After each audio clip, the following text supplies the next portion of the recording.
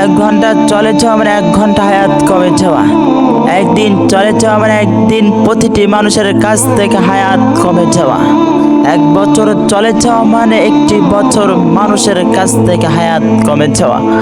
মুয়াজ্জিনের কর্তব্য হলো, দায়িত্ব হলো শুধু আজান দেবে, প্রতিটি মানুষ মুয়াজ্জিনের ডাকে সাড়া দেবে, রবকে ভয় করে মসজিদে আসবে, রবকে স্মরণ করার জন্য সালাত আদায় করবে, রবকে ডাকবে।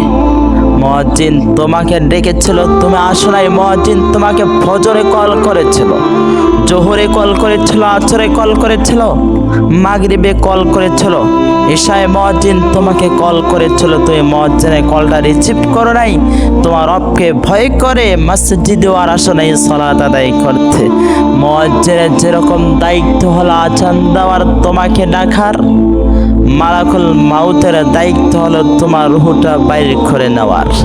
মালাকুল মাউত তোমাকে ডাকবে না, তোমাকে কল করবে না। মালাকুল মাউত তোমাকে বলবে না লুক অ্যাট মি, আমার দিকে তাকাও, আজকে আমি তোমার সামনে হাজির হয়েছি, তোমার সময় শেষ হয়ে গেছে, তোমার রূহটা আমি বাইর করে নিয়ে যাব।